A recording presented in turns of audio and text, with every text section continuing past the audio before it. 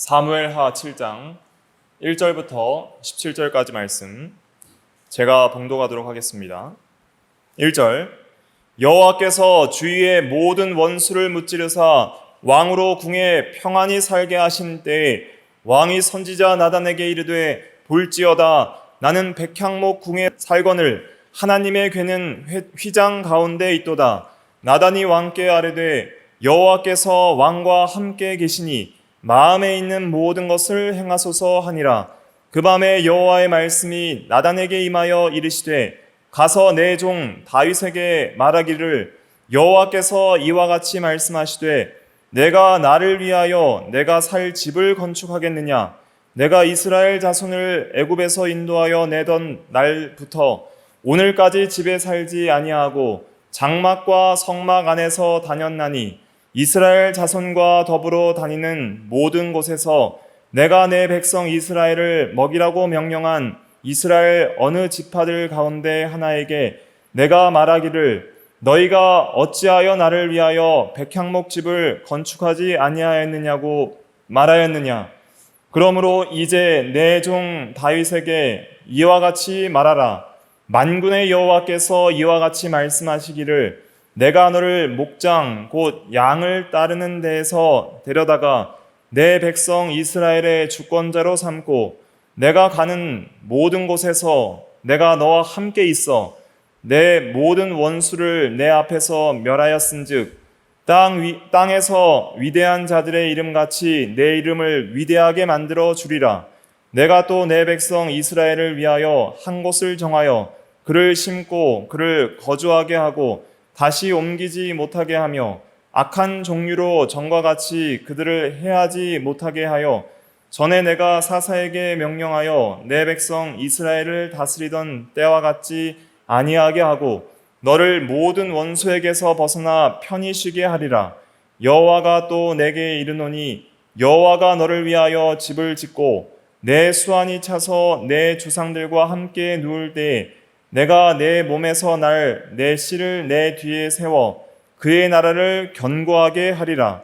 그는 내 이름을 위하여 집을 건축할 것이요 나는 그의 나라 왕위를 영원히 견고하게 하리라. 나는 그에게 아버지가 되고 그는 내게 아들이 되리니 그가 만일 죄를 범하면 내가 사람의 매와 인생의 채찍으로 징계하려니와 내가 내 앞에서 물러나게 한 사울에게서 내 은총을 빼앗은 것처럼 그에게서 빼앗지는 아니하리라. 내 집과 내 나라가 내 앞에서 영원히 보존되고 내 왕위가 영원히 견고하리라 하셨다 하라. 나단이 이 모든 말씀들과 이 모든 계시대로 다윗에게 말하니라. 아멘. 이 시간 12절부터 16절까지가 핵심 구절입니다. 12절부터 16절을 다시 읽어보겠습니다. 같이 읽을게요. 시작. 내 수완이 차서 내 조상들과 함께 누울 때에 내가 내 몸에서 날 내 씨를 내 뒤에 세워 그의 나라를 견고하게 하리라. 그는 내 이름을 위하여 집을 건축할 것이요 나는 그의 나라 왕위를 영원히 견고하게 하리라. 나는 그에게 아버지가 되고 그는 내게 아들이 되리니 그가 만일 죄를 범하면 내가 사람의 매와 인생의 채찍으로 징계하려니와 내가 내 앞에서 물러나게 한 사울에게서 내 은총을 빼앗은 것처럼 그에게서 빼앗지는 아니하리라. 내 집과 내 나라가 내 앞에서 영원히 보존되고 내 왕위가 영원히 견고하리라 하셨다 하라. 아멘. 이 시간은 언약 13번째 시간으로서 제목은 다윗 언약입니다. 다윗 언약이라는 제목으로 하나님 말씀을 증거하겠습니다. 벌써 13번째 시간이나 했는데 이제 다윗 언약까지 하면 이제 그 구약에 있는 언약은 다 하는 겁니다. 그리고 이제 새 언약으로 이제 넘어가면 이제 그리스도께서 제정하신 이제 새 언약으로 넘어가는 것이죠. 오늘 이제 다윗 언약이 또 굉장히 또 중요한 그러한 언약의 내용이 담겨져 있습니다. 1절부터 3절까지 다시 읽어보면 여호와께서 주위의 모든 원수를 무찌르사 왕으로 궁에 평안히 살게 하신 때에 왕이 선지자 나단에게 이르되 볼지어다 나는 백향목 궁에 살거늘 하나님의 괴는 휘장 가운데 있도다. 나단이 왕께 아뢰되 여호와께서 왕과 함께 계시니 마음에 있는 모든 것을 행하소서 하니라. 아멘. 다윗이 이제 인생이 참 고난이 많았습니다. 지금 출애굽기에서 벌써 이제 사무엘 하로 뛰어넘어갔잖아요.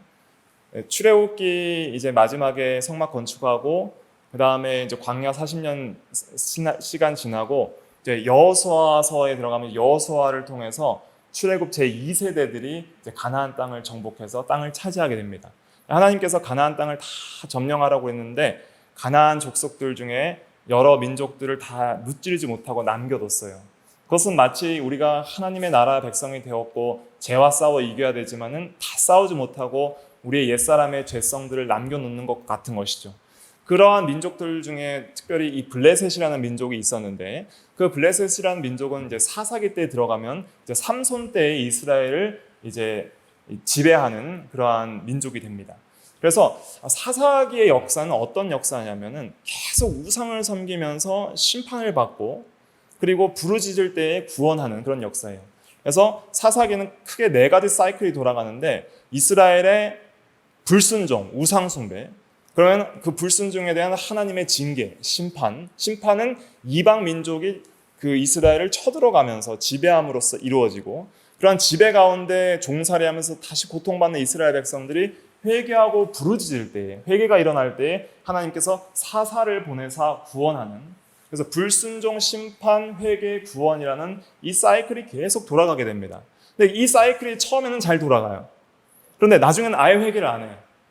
그리고 그 사사시대의 어두운 그림을 이스라엘에게 왕이 없었으니 사람들이 자기 소유에 옳은 대로 행하였더라.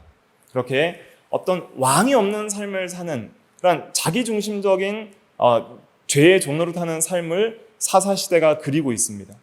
그 중에 이제 룻기는 그 어두운 죄악의 그 밤 속에서 빛나는 하나의 빛을 보여주는 거예요. 룻과 보아스의 가정을 통해서 의인의 가정, 그럼에도 불구하고 율법을 준수하는 의로운 가정인 보아스, 그럼에도 불구하고 믿음으로 나아오는 룻, 그들을 통해서 앞으로 오실 메시아를 상징하는 다윗이 이제 그들의 가정을 통해서 나고 다윗은 앞으로 올 예수 그리스도를 상징하는 모형이에요. 그러니까 다윗도 예수 그리스도의 모형이고 그다음에 솔로몬도 예수 그리스도의 모형입니다. 이 2가지를 잘 이해를 하셔야 됩니다. 그래서 이제 사사 중에 마지막 사사가 누구냐면 사무엘이에요. 사사의 특징은 뭐냐면 왕과는 다르게 사사의 특징은 전 이스라엘을 통치하는 그러한 절대 군주로서의 왕의 개념이 아니라 그냥 하나님이 시시때때로 지역적으로 그 이스라엘 백성을 구원하기 위해서 세우신 이스라엘의 어떤 지도자였어요. 그들이 이제 사사로서 이제 하나님의 이 종으로서 하나님의 대리 통치자로서 이제는 국지적으로 활동을 했었죠. 그런데 이제 이 사무엘 상에 들어오면은 이제 이스라엘 나라의 첫 왕이 세워지게 됩니다. 그것이 이제 사울 왕이에요. 그런데 이 사울 왕은 하나님을 순종하고 하나님의 계명대로 살지 못했어요. 그러니까 이스라엘 나라의 왕은 누구죠? 하나님이십니다. 이스라엘은 신정국가예요. 그래서 이스라엘 나라의 왕은 하나님이에요.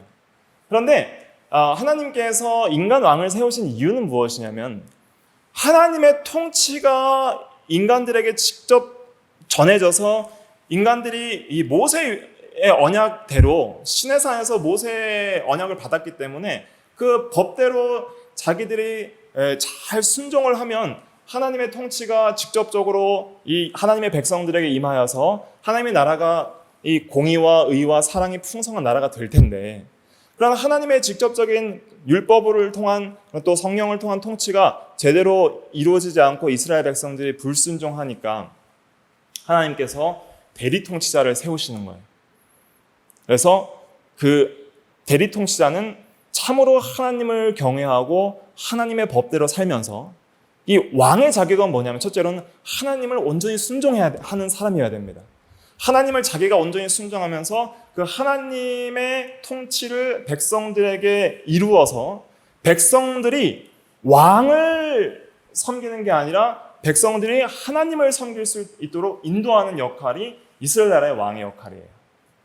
그런데 사울은 하나님의 나라를 세우려고 한 것이 아니라 자기 나라를 세우려고 했어요. 그래서 하나님을 불순종하고 그렇게 하나님께서 명하신 몇 가지 계명을 어기게 됩니다. 첫째는 해서는 안 되는 제사를 자기가 함부로 드리게 되고, 또 아말렉을 진멸하라는 계명들을 어김으로 말미암아 불순종하여서, 그리고 또 신접한 여인을 찾아가서 하나님께 기도해야 되는데 그런 귀신을 섬기는 신접한 여인에게 찾아가서 어떠한 기도를 하고 물을 것을 물음으로 말미암아 하나님께서 사울을 버리시게 됩니다. 왜냐하면 사울을 통해서는 하나님의 통치가 온전하게 이스라엘에게 구현되지 않기 때문이죠. 그래서 하나님께서 정말 마음에 합한 사람을 선택하시게 되는데 양을 치던 다윗을 선택을 하시는 거예요. 그래서 양을 정말 아끼고 사랑하며 양을 성실하게 치던 그 목동 다윗을 하나님께서 선택하셔서 이제 이스라엘의 왕으로 삼으시면서 이는 내 마음에 합한 자다, 이렇게 말씀을 하게 되는 거죠. 근데 이 다윗이 사울의 사위가 됩니다. 골리앗을 무찌른 이후에 이제 사울의 사위가 되어서 이제 미갈이라는 사울의 딸의 이제 사위가 되죠. 남편이 되는 것이죠. 근데 사울이 다윗을 이제 질투하는 거예요. 왜냐하면 자기 왕국을 세워야 되는데 다윗에게 자기 나라가 넘어갈 것을 알고 있으니까 이제는 다윗을 죽여서 내 왕위를 보존해야 되겠다 하는 생각을 하고 다윗을 이제는 죽이려고 오랫동안 다윗을 이제 죽이려고 했고, 다윗이 이제 피난하는 생활을 이제 사무엘상에서 이제 후반부에서 계속 그리고 있는 거예요. 그렇게 약 10년간 피난 생활을 오래 한 이후에 이제 사울 왕가도 이제 블레셋에 의하여 죽게 되고, 그 다음에 다윗은 이제 유다 지역만 통치하다가 이제 이스라엘 전체가 다윗에게로 돌아오게 되고, 다윗은 드디어 비로소 그 오랜 사울의 이 죽이려는 시험을 오래 겪다가 그 가운데 연단을 받고 또 왕의 자격으로 만들어지다가 드디어 하나님께서 이제 다윗을 왕으로 세우게 됩니다. 그리고 이제 모든 주변의 블레셋들도 무찌르고 원수들도 무찌러서 이제는 다윗의 국력이 굉장히 강화되고, 그래서 함부로 이방 민족들이 다윗의 나라인 이스라엘 나라를 쳐들어오지 못하게 되는 거예요. 그리고 이제 다윗의 자녀 솔로몬 때에는 이스라엘 나라가 전 세계에서 가장 강한 나라가 되어서 솔로몬 시대 때에는 이제 전쟁이 없는 그런 평안한 시대가 되었던 것이죠. 그렇게 이제 사무엘하 7장 1절에 이제 여호와께서 주위의 모든 원수를 무찌르게 하시고 이제 다윗이 그 예루살렘에 이제 궁을 지었어요. 아주 멋진 그러한 백향목이라는 것은 그 당시에 이렇게 쭉 뻗은 그 건물 목재 재료로서는 아주 좋은 그러한 목재인데, 그러한 목재로 궁을 짓고 또 금으로 막 두르고 해서 아주 아름답게 집을 지어서 이제 거기서 평안하게 있었어요. 그런데 자기는 이렇게 평안하게 이제 나라를 건국하고 또 집도 잘 지어서 살고 있는데, 하나님이 계신다는 임재의 상징인 그 언약궤가 있는데, 그 언약궤는 이제 이런 직육면체의 이런 상자인데, 그 상자 안에는 히브리서에 보면은 아론의 쌍난 지팡이, 그다음에 만나 담은 항아리, 또 언약의 두 돌판인 십계명 돌판이 들어 있다고 했어요. 그리고 그 언약궤가 있는 위치는 이제 성소 아닌 지성소에 이렇게 위치해 있어요. 그래서 성소라는 것은 이제 텐트인데 이제 직육면체인 그 방이 하나 처음에 있고 그걸 성소라고 그래요. 성소라는 것은 거룩한 장소라는 것입니다. 한자어로. 그래서 holy place, 그러니까 거룩한 장소, 성소가 직육면체로 이제 하나가 있고, 그 다음 안에는 이제 사면이 다 똑같은 정육면체의 방이 하나 있어요. 골방처럼. 그 안은 지성소예요. 그래서 성소와 지성소로 이제 성막이 구성되어 있는데, 그 지성소에 들어가려면 성소에서 지성소 사이에는 휘장이 이렇게 커튼이 하나 쳐져 있어요. 그래서 커튼을 열고 들어가야 되는데 그 지성소 안에 이제 이 언약궤가 있는 거예요. 그런데 이 언약궤 위에는 이제 금으로 이제 시은 자, 은혜의 보좌라고 금으로 만든 뚜껑이 있는데 그 금 뚜껑 위에 천사들 모형이 이렇게 날개를 펴서 양쪽으로 이렇게 이제 시은 자를 양옆에서 이렇게 날개가 덮고 있어요. 그래서 그 위에 여호와께서 좌정하신다 그렇게 말씀을 하시는데, 그래서 그 지성소는 하나님이 계신 곳을 상징하는 거예요. 하나님의 집을 상징하는 거예요. 그럼 그 목적이 무엇인가? 성소를 만든 목적이 무엇이에요? 하나님이 이스라엘 백성들과 함께 하신다는 것을 가시적으로 보여주는 상징물이에요. 그러니까 내가 너의 남편이다. 내가 너의 하나님이다. 내가 너와 함께 산다. 내가 너의 아버지다. 내가 너의 왕이다. 내가 너와 영원히 함께 하겠다 하는 그러한 것을, 눈에 보이지 않는 하나님을 우리가 어떻게 알겠어요? 근데 초보적으로 이스라엘 백성들에게는 하나님의 집은 여기고 하나님이 여기 계셔. 하나님은 너희와 항상 함께 계셔. 그걸 가르쳐주면서 하나님이 너희와 함께 계신다. 너희는 하나님만을 사랑하고 그분을 섬겨라. 하나님은 너희의 구원자요, 왕이요, 남편이시고 주시다 하는 것을 계속 이제 새기면서, 그다음에 이 성소를 중심으로 이스라엘 백성들이 예배를 했던 것이죠. 거기서 예수 그리스도의 십자가를 예표하는 제사, 양 잡아 죽이고 피 잡아 죽이고 양 잡아 죽이고 소 잡아 죽여서 피를 흘려서 이렇게 태워드리는 그런 제사들도 성소에서 드렸던 것이죠. 그런데 이 성소가 이제 모세 언약에서 볼 때는 그 텐트였잖아요. 이동식 텐트예요. 근데 다윗은 계속 그렇게 피난 생활하다가 드디어 이제 자리를 잡고 자기 집을 짓고 찬란한 왕궁에서 사는데 여전히 하나님의 집은 이동식 텐트인 거예요. 그러니까 마음이 안 좋잖아요. 나는 이렇게 하나님께서 복 주셔서 잘 먹고 잘 사는데 하나님이 거처하시는 그 집은 너무나 초라한 것이 아닌가? 이것이 어떻게 합당한 것인가?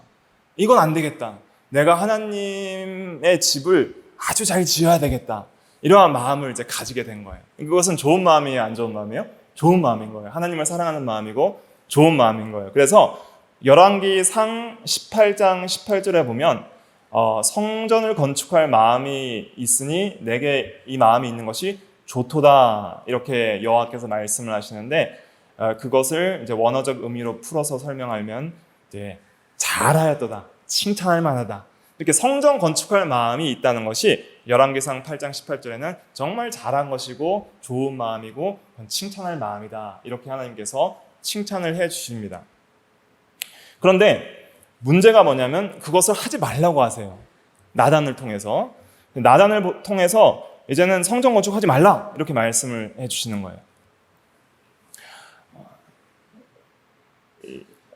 4절부터 이제 7절까지 한번 같이 읽어볼게요. 4절부터 7절 시작. 그 밤에 여호와의 말씀이 나단에게 임하여 이르시되 가서 내 종 다윗에게 말하기를 여호와께서 이와 같이 말씀하시되 내가 나를 위하여 내가 살 집을 건축하겠느냐? 내가 이스라엘 자손을 애굽에서 인도하여 내던 날부터 오늘까지 집에 살지 아니하고 장막과 성막 안에서 다녔나니 이스라엘 자손과 더불어 다니는 모든 곳에서 내가 내 백성 이스라엘을 먹이라고 명령한 이스라엘 어느 지파들 가운데 하나에게 내가 말하기를 너희가 어찌하여 나를 위하여 백향목 집을 건축하지 아니하였느냐고 말하였느냐. 네. 하나님께서 물으시는 거예요. 5절에 보니까 네가 나를 위하여 내가 살 집을 건축하겠느냐? 이걸 물으시는 거예요. 내가 언제 이 텐트에 살면서 이 텐트가 좀 아쉬우니까 좀 더 좋은 집을 지어다오라고 이스라엘 어느 지파 가운데 하나에게 내가 말한 적이 있느냐? 백향목 집을 건축해달라고 내가 말한 적이 있느냐? 왜 건축 안 하느냐고 그렇게 따진 적이 있느냐? 이렇게 말씀을 하시는 것이죠. 그러면서 하나님께서 이러한 말씀을 하시는 이유가 뭐냐면 하나님은 무소부재하신 분이에요. 하나님은 안 계신 곳이 없어요. 만약 하나님이 안 계신 곳이 있다면 그는 하나님이 아니에요. 마치 이방신들처럼 장서성이 있다면 그는 하나님일 수가 없는 것이, 모든 세상을 다스리고 모든 세상을 주권적으로 통치할 수 있는 그런 분이 아닌 것이죠. 하나님은 자신의 전 존재로 모든 곳에 계신 분이에요. 그것이 우리가 믿는 하나님이고 성경적 하나님에 대한 바른 지식입니다. 그러니까 하나님이 하늘이 하나님의 보좌요 땅이 그의 발등상이거늘 내가 안식할 집이 어디에 있겠느냐? 너희가 나를 위해 무슨 집을 지으랴? 라고 이사야 66장 1절에 말씀을 하셨던 것이죠. 또 솔로몬도 이제 후에 실제로 성전을 건축한 이후에도 열왕기상 8장 27절에 보면 하늘과 하늘의 하늘, 하늘과 하늘의 하늘은 우주와 또 이 영원한 영적인 하늘까지도 상징을 하는 것입니다. 하늘과 하늘들의 하늘이라도 주를 용납하지 못하겠거든 하물며 내가 건축한 이 성전이오리이까. 그러니까 하나님은 모든 만물보다 크시고 모든 만물 안에 계시지만 모든 만물을 초월하여 계시고 안 계신 곳이 없는 하나님인데 그 하나님을 어디에 모시겠어요? 어디에 그 하나님을 담을 수 있겠어요? 그러니까 그 초라한 인간이 만든 성전이 아무리 찬란할지라도 하나님은 거기에만 계실 수 있는 분은 아니라는 것이죠. 그렇기 때문에 하나님은 특별히 또 집을 지으라고 말씀하시지 않았다는 거예요. 그리고 오히려 하나님께서 이 다윗이 가졌던 성전 건축의 마음을 귀하게 보시사 하나님께서 다윗에게 오늘 약속을 해주십니다. 어떤 약속을 해주시냐면 내가 네 집을 짓겠다 이렇게 말씀했어요. 다윗은 하나님의 집을 짓겠다는 소원을 가지고 나단에게 말했는데 하나님께서 오히려 아니다. 너는 짓지 말라. 내가 너의 집을 짓겠다. 이 말씀을 해주십니다. 좀 뛰어넘어서 이제 11절 같이 읽어볼게요. 11절 시작. 전에 내가 사사에게 명령하여 내 백성 이스라엘을 다스리던 때와 같지 아니하게 하고 너를 모든 원수에게서 벗어나 편히 쉬게 하리라. 여호와가 또 내게 이르노니 여호와가 너를 위하여 집을 짓고 여호와가 너를 위하여 집을 짓고 이것이 이제 다윗 언약의 중요한 핵심 중에 하나입니다. 내가 너를 위하여 집을 짓겠다 이 말씀을 해주세요. 그러면 이게 무슨 뜻인가? 그 무슨 뜻이냐면 12절과 13절을 같이 읽어볼게요. 시작. 내 수완이 차서 내 주상들과 함께 누울 때에 내가 내 몸에서 날 씨를 내 뒤에 세워 그의 나라를 견고하게 하리라. 그는 내 이름을 위하여 집을 건축할 것이요 나는 그의 나라 왕위를 영원히 견고하게 하리라. 아멘. 집이라는 것은 여러 상징적 의미가 있습니다. 단순히 집을 건축물로 보시면 안 됩니다. 집이라는 것은 어머니 아버지가 계신 곳, 안식할 곳, 가장 이 세상에서 평안한 곳이 또 집이죠. 또 집이라는 것은 여기서 말하는 것은 왕조를 말하는 거예요. 집안을 말하는 거예요. 집안. 그러니까 다윗 왕의 집안, 그 왕의 계대, 자자손손 왕의 후손, 왕의 집안, 왕의 계대, 즉 왕조. 그 왕조를 하나님께서 지으시겠다는 거예요. 그리고 그 왕조를 영원하도록 하겠다. 내가 너의 집안을 짓고 너의 왕조를 지어서 영원토록 보존하겠다. 계대가 끊어지지 않게 하겠다. 그것을 말씀해 주시는 거예요. 그러니까 네가 죽을 때에 12절에 보면 내 몸에서 날 씨를 내 뒤에 세워 그 나라를 견고하게 하리라.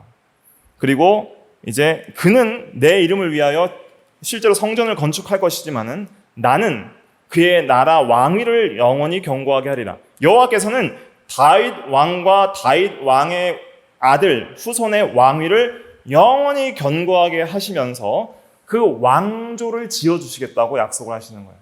이것이 다윗 언약의 핵심입니다. 여호와께서 너의 집을 짓겠다. 그런데 하나님께서 이 너의 집을 짓겠다 하는 그 왕조를 영원히 견고하게 하리라 할 때에 특별히 어떤 약속을 하시냐면 다윗의 아들, 다윗의 후손으로 날 그 씨가 또 나의 성전도 지을 것이다. 이걸 말씀해 주시는 거예요. 그러니까 다윗의 후손을 하나님께서 영원히 견고하게 세우시는데 그 왕조를 하나님께서 지으시는데 그 다윗의 후손이 또 뭘 짓는다는 거예요? 하나님의 성전도 짓는다는 거예요. 그러니까 하나님께서 다윗의 왕위를 견고하게 하시다는 것은 하나님의 성전도 그 왕위를 통해서 자기가 직접 짓겠다는 뜻입니다. 그러니까 하나님께서 자기 집을 직접 그 다윗의 후손을 통해서 지으신다는 거예요. 하나님께서 왕조를 지으시고 또 그 후손을 통해서 하나님의 성전을 지으신다는 것이죠. 그럼 이게 무슨 뜻인가? 이게 무슨 뜻이냐면 역사적으로는 다윗의 아들인 솔로몬을 통해서 실제 건축물을 지으세요. 실제 건축물을 지으시는데, 그런데 구속사적으로는, 영적으로는 이걸 어떻게 해석해야 되냐면, 다윗과 다윗의 후손의 그 왕조를 하나님께서 지으시는데, 그 다윗과 다윗의 후손의 왕조, 그 인간의 왕조를 하나님께서 그 왕조 자체를 성전으로 삼으시겠다는 뜻입니다.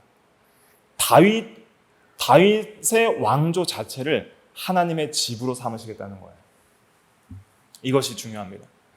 그래서 이 솔로몬은 누구를 상징하냐면 앞으로 오실 예수 그리스도를 상징하는 거예요. 그리고 예수님께서는 이제 영원한 왕으로서 지금도 살아계시죠. 그래서 다윗 왕조는 사실 세속 역사적으로는 586년에 바벨론 포로 잡혀가면서 다윗 왕조가 BC 586년에 끝나요. 그렇지만은 구속사적으로서는 다윗의 그 육신적 후손들이 계속 계대를 이어오다가 이제 이 신약 복음서에서 말하는 것처럼 예수 그리스도께서 다윗의 혈통으로 나셔서 그 예수님께서 다윗의 왕조를 계속 이어나가시는데, 그분이 참된 왕으로서 오셔서 이제는 그분이 영원한 왕으로, 이제 지금까지 다윗의 자손들은 계속 왕위가 패해졌죠. 근데 패해지다가 딱 예수 그리스도께서 오셨을 때 그 예수님의 왕위는 패해졌어요? 안 패해졌어요? 안 패해지는 거예요. 그러면 왕위가 패해지는 이유가 뭘까요? 왕위가 계속 패해지고 하는 이유가 뭐냐면, 왕들이 죄를 짓기 때문입니다. 왕들이 온전하게 행하지 않으니까 계속 왕위가 패해지는 거예요. 왕들이 하나님의 율법대로 온전히 순종하지 않으니까 왕위가 패해지고, 왕 자체가 하나님의 바른 백성과 하나님의 자녀가 안 되니까 그 왕이 다스린 나라 자체가 공의와 정의로 통치가 안 되는 거예요. 그러니까 왕이 똑바로 서야지 나라가 바로 서는 것처럼, 왕이 바로 안 되니까 나라가 불법의 나라가 되었던 것이죠.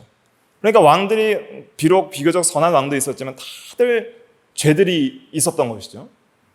왕위가 계속 패해지다가 예수 그리스도께서 오셨을 때에는 더 이상 이 왕위가 패해지지 않고 영원히 견고한 왕위가 되어서 예수님께서 십자가에 죽으시고 부활하시고 승천하셔서 지금 하나님 보좌 우편에 앉아 계신다는 뜻은 뭐예요? 왕권을 가지시고 통치하신다는 개념이고, 그 왕위는 영원히 견고한다는 개념이고, 그리고 그 왕께서 다시 오실 때가 있으니 그 재림의 때이고, 재림의 때에는 이 모든 세계가 그리스도의 나라가 될 것이니 이제는 그리스도의 통치가 영원 무궁토록 이루어질 것입니다. 그것을 이제 우리가 다윗 언약을 통해서 그리스도의 왕권과 그리스도의 나라를 믿는 거예요. 그래서 이 다윗 언약을 통해서 이 왕위가 영원토록 그리스도를 통해서 이어질 것을 하나님께서 약속해 주셨고, 또 이 왕조가 하나님의 이제 성전이 되게 해주신다 그랬잖아요. 그건 이제 무슨 의미냐면, 하나님의 성전이라는 것은 이제 하나님의 함께 하시는 그 임재를 상징하는 거예요. 하나님의 임재. 그래서 이 성전만 해도 우리가 몇 시간 좀 다뤄봐야 될 내용인데 간단하게 제가 설명드릴게요. 잘 들어보세요. 하나님은 어디에나 계시죠. 어디에나 계시지만 특별히 하나님의 백성들과 함께 하세요. 그러니까 하나님은 어디에나 계시지만은 마귀와 불신자들에게는 함께 하시지 않는다고도 말씀하시죠. 그들을 주권적으로 다스리지만은 그들에게 관계 있게 언약적 관계로 함께 하신다는 의미가 아닙니다. 하나님이 성도들과 함께 하신다는 것은 불신자들과 함께 하는 것과는 다른 거예요. 불신자들에게도 하나님이 계시지만은 그들과는 관계없이 심판주로 계신 거예요. 근데 우리와 함께 한다는 건 무엇이냐면 우리의 아버지로, 우리의 남편으로, 우리의 주로, 우리의 구원자로, 우리의 왕으로, 그렇게 우리와 언약적 관계로 우리를 사랑하시는 하나님으로 계시는 거예요. 그래서 우리에게 은혜를 주시고 사랑을 주시는, 그리고 우리와 함께 교제하시는 그러한 이 언약적 관계에서 사랑의 관계와 교제를 가지시는 하나님으로 함께 하시는 거예요. 그런 함께하는 장소를 만드셨으니 그것이 창세기에 나오는 에덴 동산입니다. 많은 세상의 나라들이 그 땅에 있었지만 특별히 에덴 동산을 만드셔서 그 동산에서 하나님께서 창조하신 아담과 하와와 함께 하셨던 것이죠. 근데 이 아담과 하와가 에덴 동산에서 쫓겨나죠. 쫓겨난 이유가 무엇이냐면은 범죄했기 때문에 더 이상 하나님과 함께하는 장소를 잃어버렸다는 뜻입니다. 그러니까 하나님 없는 삶을 살아야 되는데 하나님께서 그들을 구원해 주시고 구원의 언약들을 주셔서 이제는 그들 개인과 함께 해주셨어요. 그리고 아담의 후손들인 특별히 셋 후손을 통해서 그 경건한 후손을 통해서 그 자손들과 함께 해주셨던 것이죠. 근데 이것이 이제 함께함이 이제 국가적으로 이루어지는 것이 무엇이냐면 이제 이스라엘 백성들을 출애굽해서 그들 가운데 성막을 지으심으로 국가 단위로서 이제 하나님이 함께 해주시고 그 나라를 하나님의 나라로 삼으시는 거예요. 그것이 이제 성막이었고 그 다음에 이제 그 나라가 안정되면서 성전을 이제 솔로몬 때 짓게 되는 거예요.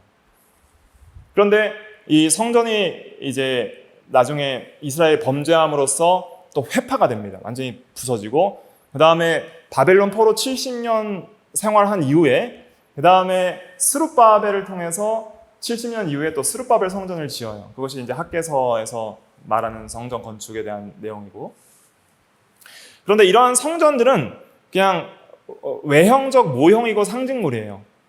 에덴 동산, 성막, 또 솔로몬 성전, 스룹바벨 성전, 이런 가시적인 실제적 건축물은 계속 누구를 바라보는 거예요? 누구를 바라보는 거예요? 예수님을 바라보는 거였어요. 근데 예수님께서 딱 오셨을 때는 예수님은 성전 그 자체로 오시는 거예요.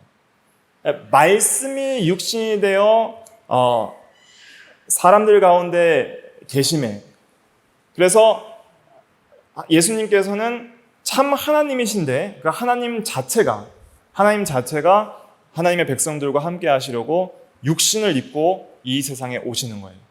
그러니까 성전이 가졌던 어떤 하나님의 임재의 상징적 의미가 이제 실현되는 것이 예수님을 통해서 실현되는 거예요. 그래서 예수 그리스도께서 육신의 몸을 입고 딱 이 세상에 오셨을 때는 예수님 그 자체가 뭐예요? 성전인 거예요. 하나님이 백성들과 함께 계시는 살아있는 인격적 인간 성전 그 자체예요. 그래서 골로새서에서는 신성의 충만함이 육체에 거하신다 이렇게 말씀을 하신 거예요. 그래서 예수님이 성전 그 자체였고, 그 다음에 예수 그리스도를 믿는 믿음의 성도들을 성전으로 삼으십니다. 그래서 오늘날 예수 그리스도를 믿는 모든 믿음의 성도들은 예수 그리스도를 믿음을 통해서 성전된 그리스도와 연합하는 거예요. 그래서 큰 성전이 되어가 예수님과 연합된 연합성전. 그래서 그리스도와 함께하면 이제는 우리도 하나님의 성전이 되는 거예요. 그래서 우리 가운데 하나님이 계시고 신자 자체가 하나님의 성전이고 신자 개인이 하나님의 성전이고 그리스도 안에서 또 신자의 모임인 이 교회의 유기체가 하나님의 성전이 되는 거예요. 그래서 너희가 하나님의 성전인 것과 하나님의 성령이 너희 안에 계신 것을 알지 못하느냐라고 고린도전서 3장에 말씀을 하신 것이죠. 그래서 우리 성도들의 모임, 또 그리스도를 믿는 신자들의 모임, 이 무리가 하나님의 성전인데, 이 다윗 언약을 통해서 이 성전과 왕조의 관계가 어떻게 되냐면, 우리는 예수 그리스도를 믿음을 통해서 다윗의 왕조에 영적으로 들어가는 거예요. 그러니까 예수님을 믿는다는 것은 어떤 의미냐면 아브라함에게 주신 언약, 모세에게 주신 언약, 다윗에게 주신 언약에 다 우리가 영적으로 참여한다는 의미가 있습니다. 그러니까 다윗에게 주신 언약에 우리가 이제 예수를 믿음으로 참여해요. 그럼 이제 우리가 일반인이 아니고 누가 되는 거예요? 왕조에 들어가는 거예요. 이제 왕이 되는 거예요. 그래서 우리를 가리켜서 베드로전서 2장 9절에는 왕 같은 뭐예요? 제사장이라고 말을 했던 것이죠. 그리고 히브리서 12장 23절에 보면 장자들의 총회, 장자들의 모임이 있다 그랬는데 이 계대를 잇는 것은 항상 누가 이었냐면 족보적으로 장자가 이었어요. 그래서 계보들을 이제 보시면은 마태복음 1장에 이제 계보가 나와요. 아브라함과 다윗의 자손 예수 그리스도의 계보라. 그래서 이제 아브라함이 이삭을 낳고 이삭은 야곱을 낳고 야곱은 또 유다와 그의 형제들을 낳고 쭉쭉쭉 나오잖아요. 그런 이제 쭉 계보가 나오다가 마지막에 요셉을 통해서 예수 그리스도가 나시는 그 다윗 아브라함의 자손과 다윗 왕조의 계보를 마태복음에서 설명을 하는데, 그것은 우리랑 상관없는 계보가 아닙니다. 우리가 예수를 믿음으로써 그 계보에 참여하는 거예요, 영적으로. 그러니까 우리가 예수를 믿는다는 것은 다윗의 후손을 믿는다는 것입니다. 다윗의 후손, 성전을 건축할 다윗의 후손, 영원한 왕, 솔로몬이 상징을 하는 바 그리스도를 믿는다는 것이고, 그리스도를 믿는다는 것은 이제는 우리가 그 다윗의 왕조에 영적으로 참여하여서 우리도 그리스도와 함께 세 세트로 이제는 하나님의 나라에서 영원히 왕노릇할 그런 왕적 존재로의 부르심을 받는다는 거예요. 그래서 다윗 언약을 믿으면 우리가 왕이 되고, 또 우리가 다윗의 왕조 안에서 하나님의 성전이 되는 거예요. 인격적인 하나님의 성전이 우리가 되는 거예요. 그리고 이제 이 하나님과의 관계가 굉장히 친밀해집니다. 어떻게 친밀해지냐면, 모세 언약에 있어서도 저번 주 설교 제목이 뭐였어요? 부자 관계에서 본 모세 언약이었잖아요. 그러니까 하나님과 우리와의 관계가 아버지와 아들과의 관계로서 이렇게 친밀함을 모세 언약을 통해서 어느 정도 희미하게 보여주셨지만은, 이 다윗 언약을 통해서는 직접적으로 하나님의 아들이 바로 다윗의 아들이 되고, 다윗의 아들이 하나님의 아들이 되고, 이제는 하나님과 다윗의 아들들과의 관계는 아버지와 자식과 같은 그런 생명적인 친밀한 관계로 들어갈 것을 이제는 언약해 주시는 것이 다윗 언약의 중요한 또 한 부분입니다. 그래서 우리가 예수를 믿음으로 다윗 왕조에 들어가면 영적으로 다윗의 아들들이 되고, 또 영적으로 이제는 그리스도와 함께 왕노릇하는 하나님의 아들들이 되고, 그리고 이제는 하나님과 아버지와 아들과의 관계에 들어가게 되는 거예요. 거기에 대해서 이제 14절에서 말을 하고 있는 것이죠. 14절 같이 읽어볼게요. 14절 시작. 나는 그에게 아버지가 되고 그는 내게 아들이 되리니 그가 만일 죄를 범하면 내가 사람의 매와 인생의 채찍으로 징계하려니와. 아멘. 그래서 이 다윗의 자손인 동시에 하나님의 아들인 분이 누구예요? 예수 그리스도예요. 그래서 로마서 1장에 보면 혈통으로는 다윗의 자손으로 나셨고, 또 성결의 영으로는 죽은 자 가운데서 부활하사 능력으로 하나님의 아들로 선포되셨으니 곧 우리 주 예수 그리스도시라 그랬습니다. 그래서 다윗의 자손인 동시에 하나님의 자손인 분은, 자녀인 분은 예수 그리스도예요. 그분을 통해서 이 다윗 언약이 이루어지고, 그 다음에 예수 그리스도를 믿는 모든 성도들은 이 다윗 언약에 참여하여서 이제는 우리도 하나님의 아들로서 또 하나님의 나라의 왕권을 상속받을 그런 자로서 이제 자격이 주어지게 되는 것이죠. 그래서 우리가 이제 왕권을 가지고 이제 다스릴 수 있는 거예요. 현재적으로도 다스릴 수 있고, 또 미래적으로 또 영원히 다스릴 그런 은혜들이 있는 것입니다. 이제 이걸 적용을 하면은 이제 예수를 믿는 그 믿음은 우리로 하여금 다윗 언약에 참여하게 한다. 이제 먼저 이것을 이제 기억을 하셔야 됩니다. 예수를 믿는 것은 단순한 것이 아니라 이제 구약의 모든 언약에 참여하는 것인데, 특별히 또 어떤 언약에 참여하는 거예요? 다윗 언약에 참여하는 것이다. 그리고 믿음으로 우리가 다윗의 언약에 참여했을 때는 우리는 영적으로 아브라함의 자손인 동시에 또 누구의 자손이 되는 거예요? 다윗의 자손이 되며, 또 그리스도의 계보에 영적으로 참여하여서 이제 예수 그리스도와 연합되어서 하나님의 자녀가 되고 양자가 되는 거예요. 하나님의 자녀가 되고 또 하나님의 나라의 왕권에 참여하게 된다. 그래서 예수를 믿는 것은 다윗 언약에 참여하는 것이다. 1번, 이것을 먼저 기억을 하시고, 그다음 두 번째, 다윗 언약에 참여하는 자의 복 4가지. 이걸 이제 기억하시면 됩니다. 다윗 언약에 참여하는 자의 복 4가지. 첫째는 성전, 둘째는 아들, 셋째는 왕, 넷째는 안식입니다. 그래서 성전, 아들, 왕, 안식, 이 4가지는 꼭 기억하세요. 예수 믿으면 다윗 언약에 참여하고, 다윗 언약에 참여한 자의 복 4가지는 성전, 아들, 왕, 안식이다. 그래서 다윗 언약에 참여하면 우리는 다윗의 이제 계보에 참여하고 그리스도의 계보에 참여하기 때문에 우리 그 왕조 자체가 하나님이 함께하는 성전이 되는 거예요. 이제 이 성전에 대해서 우리가 앞으로 계속 좀 또 시간이 날 때마다 다뤄야 되는데 우리 한 구절만 찾아볼게요. 에베소서 2장. 에베소서 2장. 신약성경 312페이지. 신약성경 312페이지. 에베소서 2장 20절부터 22절입니다. 에베소서 2장 20절부터 22절. 신약 312페이지.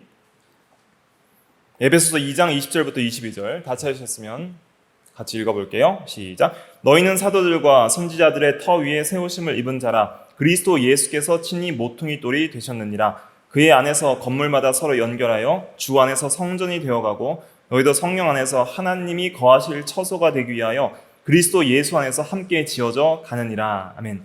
자, 현재는 우리가 예수를 믿는 즉시 예수 그리스도는 마치 성전 모퉁이 돌, 우리는 다른 돌들처럼 되고 또 예수님은 하나의 성전 건물, 그리고 또 우리는 그 옆에 같은 건물로서 연합된 성전 건물로서 함께 주 안에서 성전이 되어 간다는 거예요. 영적으로. 그래서 예수 그리스도는 성전 그 자체, 예수님은 하나님의 성전 그 자체고 예수를 믿는 우리 그리스도인들은 그리스도와 합하여 그리스도 안에서 하나님의 성전이 되는 거예요. 이해되시죠? 예수님은 성전 그 자체, 그리고 예수 믿는 모든 성도들은 그리스도와 함께 하나님의 성전. 그래서 예수를 믿는 모든 성도들 개인과 그 연합체는 하나님이 거하시는 처소가 되기 위하여 함께 지어져 가는 거예요. 오늘날도 하나님의 성전이고 우리는 여전히 지어져 가는 거예요.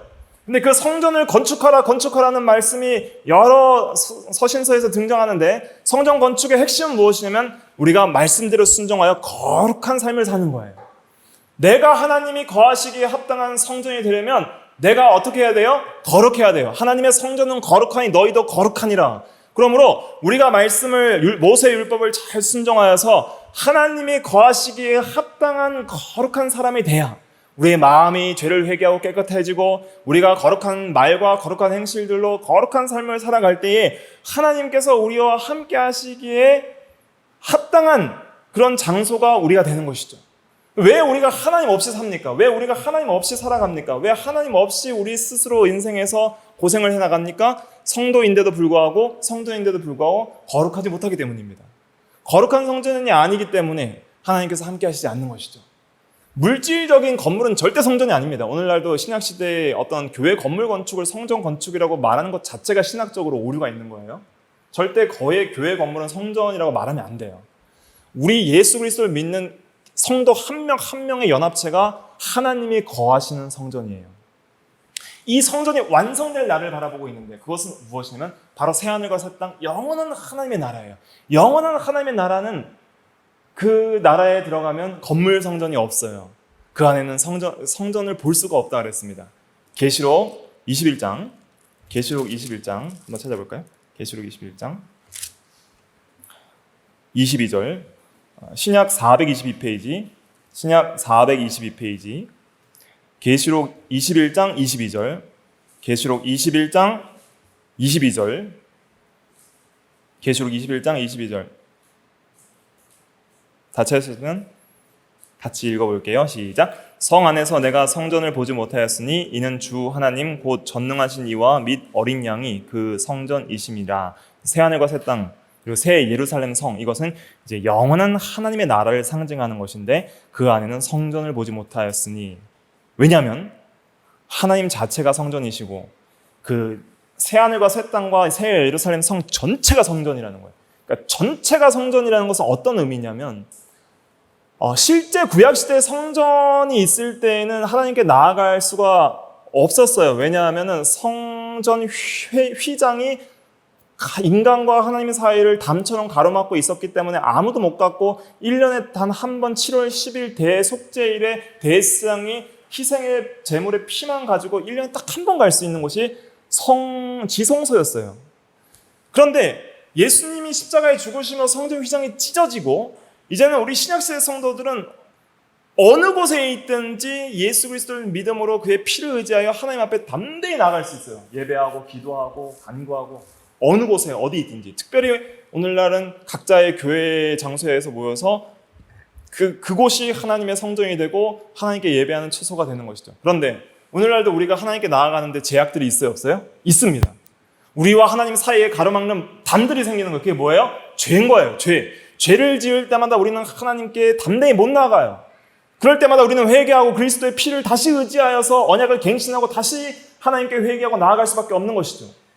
그런데 이제는 우리가 영원한 하나님의 나라에서 이제 더 이상 죄가 없고 완전한 구원이 완성될 때에는 더 이상 하나님과 우리 사이를 가로막는 담이 있어요, 없어요? 없는 거예요. 그러니까 성전 건물도 필요 없는 거예요. 휘장, 담 필요 없는 거예요. 그냥 하나님을 직접 대면하여 하나님과 함께하는 그 세계. 그냥 집안에서 하나님과 함께 하는 세계. 하나님과 영원히 직접 대면하는 세계. 예수 그리스도를 직접 보고 사랑하는 그 세계. 어떤 교제도 하나님과 우리와의 교제를 막을 수 없는 그 세계에 우리가 살 것입니다. 그런 소망을 가지면서 우리도 그 세계를 현재적으로 이루어 나갈 수 있어요. 어느 정도 맛볼 수 있어요. 어떻게 할 때? 성전 건축을 거룩하게 해나갈 때, 우리의 죄를 회개하고 우리와 하나님 사이에 다뤄막힌 죄악의 담을 허물고 더 거룩하고 경건한 삶을 살아갈 때 우리가 영적으로도 보이지 않는 하나님과 진리와 성령으로 교제하며 그 하나님과의 놀라운 이 영적 사귐의 교제들을 오늘날도 이루어 나갈 수 있는 것이죠. 이것이 다윗 언약을 통해서 그러한 놀라운 교제를 절대로 잃어버리지 않으리라. 때로는 너희가 아들이 있기 때문에 내가 사람 막대기와 인생 채찍으로 너희를 징계할지라도 절대 너희를 버리지 않고 떠나지 아니라는 그런 약속을 다윗 언약을 통해서 주시는 거예요. 두 번째는 이제 다윗의 아들이 된다고 그랬죠. 하나님의 아들이 된다고 그랬죠. 그래서 하나님의 아들로서 이제는 하나님께 순종하는 자녀로서 이제 순종의 자녀로서 합당한 그러한 거룩한 아들로서의 삶을 살 때에 우리가 하나님의 자녀된 권세로서 이제 하나님의 자녀로서 누릴 수 있는 하나님의 은혜들, 하나님과 함께하는 놀라운 교제의 복들을 누리게 되는 것이죠. 셋째는 이제 왕의 복을 누린다고 했죠. 왕은 무엇을 하는 일입니까? 한 나라의 그 백성들을 다스리면서 그들을 보호하는 일. 왕의 역할 중에 하나는 보호하고 구원하는 역할을 하는 거예요. 이방 나라의 세력들로부터, 적군으로부터. 그래서 예수 그리스도께서 나의 왕이 되어주시는 거예요. 그래서 나를 이제는 죄와 우리의 적군은 죄예요. 우리의 적군은 마귀예요. 우리의 적군은 세상이에요. 우리의 적군은 자기 자신이에요. 이것과 싸워 이겨야 돼요. 맨날 이거에 종노릇하기 때문에 우리가 정상적으로 살아가지 못하는 거예요. 죄의 종노릇하죠. 마귀의 유혹의 종노릇하죠. 세상에 빠져서 허덕거리죠. 그 다음에 사망의 종노릇하죠. 그러니까 또 자기 스스로 자기 자신, 자기 중심의 어떤 죄성의 종노릇하죠. 그러한 종노릇하는 모든 것으로부터 이제는 우리가 싸워서 죄와 마귀와 세상과 대항하여 싸워서 이길 수 있는 힘과 능력을 왕이신 예수님께서 주시는 거예요. 그리고 성령과 말씀으로 우리를 통치하셔서 이제는 하나님의 나라의 백성으로 합당하게 살아갈 수 있게 하신 동시에 또 우리도 왕이기 때문에 우리도 이제는 싸워야 되는 거예요. 예수 그리스도의 능력을 힘입어서 우리는 이제 선한 양심을 따라서 양심을 지키고 또 죄와 마귀와 대항하여서 힘써 싸워서 이제 앞으로 영원한 하나님의 나라가 도래할 때에 이제는 그리스도와 함께 영원히 이 피조물을 다스릴 수 있는 하나님의 통치를 이루는 처음 창조의 그 아담에게 주셨던 그러한 하나님의 명령들을 회복하는 그 일들을 해야 하는 것이죠. 그러니까 왕으로서 이제 오늘날 우리가 해야 될 사명은 이제 죄와 싸워 이기는 거예요. 그리고 다른 사람들도 죄와 마귀와 싸워서 이길 수 있도록 인도하는 일들을 해야 되죠. 네 번째 이제 이거는 전에 살펴보지 않았지만 이제 안식을 누리는 거야. 안식. 쉬게 하리라는 말씀이 있죠. 오늘 본문에 오셔서 11절 다시 한번 읽어볼게요. 사무엘하 7장 11절 시작. 전에 내가 사사에게 명령하여 내 백성 이스라엘을 다스리던 때와 같지 아니하게 하고 너를 모든 원수에게서 벗어나 편히 쉬게 하리라. 편히 쉬게 하리라. 여러분들에게 있어서 참된 쉼은 안식인데 그러니까 안식은 어떻게 해야 누릴 수 있어요? 죄로부터 해방돼야 누릴 수 있는 겁니다. 죄로부터 해방돼야. 그래서 죄로부터 해방돼야 참된 안식을 누릴 수 있는 거예요. 그래서 예수님께서는 수고하고 무거운 짐진 자들아 다 내게로 오라. 내가 너희를 쉬게 하리라.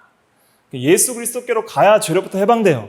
법적으로부터 죄사함의 은혜가 있고 실제적으로 죄를 이길 수 있는 왕적 능력이 우리에게 주어지니 그 왕으로서 잘 보세요.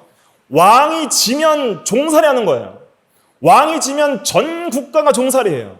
왕이 이기면 전 백성들이 평안을 누려요. 다윗이 모든 이방 민족들을 무찌르고 솔로몬 때에 완전한 평화를 누렸습니다. 굉장히 부유하게 살았어요. 그거는 이제 상징이에요. 앞으로 오실 예수 그리스도를 통해서 이루어질 완전한 안식의 세계. 그런 안식의 세계를 소망하는 우리는 현재 안식을 누려야 돼요. 어떻게 할 때 누릴 수 있죠? 우리가 왕 같은 제사장으로서 거룩한 성전을 건축하고 왕으로서 죄를 싸워서 무찌를 때에, 그럴 때 우리는 하나님이 주시는 평안과 안식을 현재적으로도 누릴 수 있는 거예요. 그러니까 여러분들 가운데 왜 참된 평안이 없느냐? 왜 참된 행복이 없느냐? 그 이유는 단 한 가지예요. 뭐 때문이에요? 죄 때문입니다. 죄를 이길 수 있는 유일한 길은 예수 그리스도를 믿고 그 안에서 믿음으로 율법을 순종하는 거예요. 그럴 때 우리는 거룩한 성전으로 지어질 것이고, 우리는 참으로 왕의 자격이 될 것이고, 그리고 하나님의 아들로서의 모든 은혜들을 누릴 것이고, 참된 안식을 누리게 될 것입니다. 그래서 이 언약적 복, 성전이 되는 것, 하나님의 자녀가 되는 것, 왕이 되는 것, 안식을 누리는 다윗 언약에서 약속한 이 복을 누리는 단 한 가지 방법은 뭐예요? 순종하는 것입니다. 순종을 통해 거룩한 성전이 되고, 순종을 통해 하나님의 자녀의 합당한 삶을 살고, 순종을 통해 왕의 권세를 누리고, 순종을 통해 안식을 누리는 것이죠. 그래서 이제는 이것도 모세율법의 연장선상에서 보는 거예요. 이 모세율법을 통해서 이제 연장선상에서 또 다윗 언약이 우리에게 주어지는데, 이 다윗 언약을 통해서 성전, 자녀, 왕, 안식의 놀라운 복을 그리스도를 믿는 모든 자에게 주시는데, 우리는 순종함으로 이 복을 누려야 한다. 그래서 앞으로 이제 예수님께서 다시 오실 그날을 우리는 소망합니다. 그때 이것들이 다 완성이 되는 거예요. 우리는 완전한 성전이 될 것이고, 완전한 하나님의 순종의 자녀가 될 것이고, 이제는 왕 같은 제사장으로 세세토록 이 나라를 다스릴 것이니, 계시록 22장 5절에 보면은 그들이 세세토록 왕노릇하리로다, 왕노릇하리로다는 말씀이 여러 구절 등장하는데, 왕노릇하고 이제는 완전한 안식을 누리게 될 겁니다. 지금은 예수 믿는데도 아직 안식을 누리지 못하죠. 우리가 때때로 얼마나 많은 시험과 환난과 슬픔과 눈물 흘리는 것이 많이 있어요. 얼마나 많은 고민과 염려와 근심과 걱정 속에 살아요. 그러나 예수님 품 안에 안기고 순종의 자녀, 순종의 왕이 될 때는, 그럼에도 불구하고 우리는 어느 정도 놀라운, 모든 세상을 이길 수 있는 놀라운 안식들을 누리고 평안을 누리게 되는 것이죠. 그러나 이러한 전투와 싸움은 끝날 때가 있으니, 이제는 예수님께서 재림하실 때에는 이제 완전한 안식 세계, 또 개인적으로는 육체의 죽음을 통해서 우리의 영혼이 천국의 들림을 받을 때에는 영혼이 먼저 완전한 안식을 누리고, 또 육체가 부활할 때는 영육 전체가 완전한 안식을 누릴 그 세계를 우리가 바라보고 있으니, 그것이 예수 그리스도를 믿음으로 그 은혜 언약에 참여하는 자에게 주시는 하나님의 약속하신 확실한 복이에요. 그러니까 이 복을 우리가 현재적으로 누려야 되며, 또 앞으로 누릴 것을 소망하면서 인내하는 것이죠. 그러니까 이 복을 현재적으로 누리는 것이 곧 어느 나라의 삶이에요? 하나님 나라의 삶이에요. 그것이 천국을 소유하는 자의 삶이에요. 그것이 예수 믿는 자의 삶인 것이죠. 그러한 삶으로의 초대가 전도이고, 그러한 삶으로의 우리가 성전을 더 잘 건축해 나갈수록 그 삶을 누리는 거예요. 그러니까 이 성도 한 사람 한 사람이 성전 건물이라면, 내 죄를 더 회개할수록 다른 성도들이 뭘 누릴까요? 안식을 누리겠죠. 다른 성도들 한 사람 한 사람이 더 자기의 죄를 버리고 더 거룩해질수록, 한 명 한 명이 더 거룩해질수록 전체 성전이 더 놀라운 안식을 누리겠죠. 그래서 솔로몬 시대 때 성전을 건축할 때에는 어떤 돌로 성전을 건축했냐면, 처음부터 완벽하게 다듬은 돌로 건축을 했습니다. 그래서 망치질 소리가 안 들리도록, 그냥 끼우면 바로 끼워질 수 있도록 완벽하게 재단하고 완벽하게 다듬고 닦아서 끼기만 했어요. 그래서 그 성전 건축할 때는 망치 소리가 안 들렸다 그랬거든요. 열왕기상 6장 7절을 제가 읽어드리면, 열왕기상 6장 7절에 보면, 그리고 전을 지을 때에 채석장에서 미리 다듬은 돌로 건축하였으므로 전에서는 망치나 정이나 어떤 철 연장 소리도 건축하는 동안 들리지 않았다 그랬습니다. 그래서 우리 한 사람 한 사람이 이 모난 것들, 죄성의 모난 것들을 깎고 다듬어서 더 깨끗한 성전 돌이 될수록 다른 성도들한테 안 부딪히는 거예요. 그러니까 서로 안 부딪히니까 서로가 평안함을 얻고 서로 사랑하고 서로가 서로가의 관계에서 안식을 누리죠. 근데 왜 교회에서 시험이 듭니까? 서로 용납하지 못하고 서로 미워하고 시기하고 질투하고 그렇게 하다 보니까 오히려 그 안식을 누려야 되는 성도의 관계인 성전이 서로가 이 균열이 생기고 거기에 불화가 생기는 거예요. 그렇기 때문에 우리는 하나님의 사랑 안에서 하나님을 사랑하고 성도들을 사랑하면서 이제는 그 사랑 안에서 우리가 그리스도 안에서 하나님이 거하실 처소가 되기 위하여서 지어져 가야 되는 것이죠. 그리스도는 모퉁이 돌, 성도는 또 각자의 다른 벽돌 하나하나. 그래서 이렇게 자기를 잘 만들어 가야 또 다른 성도들과 함께 하나님이 거하시기에 합당한 성전을 짓는 거예요. 내가 나쁜 돌이 되면 성전을 지으면 아픈 거예요.